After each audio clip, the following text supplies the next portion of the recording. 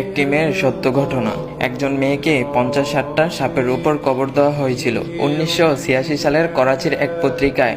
সেই মায়ের লেখা চিঠিটি প্রকাশ পায়। তিনি লিখেছিলেন, আমার বড় মেয়ে কিছুদিন আগে মারা গেছেন। তাকে দাফন করার জন্য কবর খনন করা হয়েছিল। সেখানে 50-60টা সাপ কিলবিল কিলবিল করছিল। এই অবস্থায় দেখে 2-3 বার আবারও কবর খনন করা হয়, কিন্তু প্রতিবারই সাপ দেখা যাচ্ছিল। সকলের সাথে পরামর্শ করে ওই সাপের উপরই কবর দেওয়া হয়েছিল।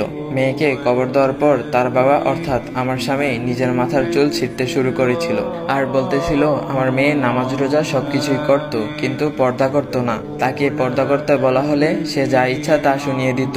এক কথায় আমি ছিলাম ব্যর্থ বাবা, অথচ আজ সে ধনুকের মতো বেঁকে আছে। 1414 হিজরিতে শাবান মাসে আমার এক বন্ধু আমাকে জানালো এক এলাকার একটি ঘটনা। আমার আত্মীয় এক যুবতী মেয়ে মারা গেছে। মেয়েকে কবর দেওয়ার জন্য মেয়ের বাবা কবরে নেমেছিল। বাড়ি ফিরে এসে তার মনে পড়ল সে তার মানিব্যাগটা কবরে ফেলে এসেছে, যার মধ্যে ছিল অতি প্রয়োজনীয় কাগজ। তাই তাকে বাধ্য হয়ে ফিরে আসতে হয়।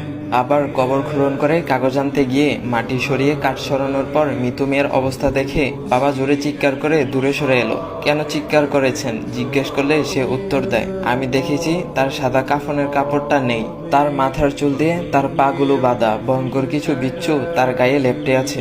অতঃপর মেয়েটির ব্যাপারে খোঁজ নিলাম। জানা গেল না কোনো খারাপ দিক, শুধু তার মা বাবা বলেছিল তাদের সন্তান ফ্যাশন প্রিয় ছিল, সে কখনো পর্দা করেনি। ও হে বোন আমার, একবার নিজেকে প্রশ্ন করুন তো আপনি কিভাবে চলেন? আপনি কি ঠিক মতো পর্দা করেন? বর্তমানে তো সমাজের মধ্যে একটা কমন ডায়লগ, মেয়েটা পর্দা করে না। শুধু মেয়েদের না, ছেলেদেরও অনেক রকমের পর্দা আছে।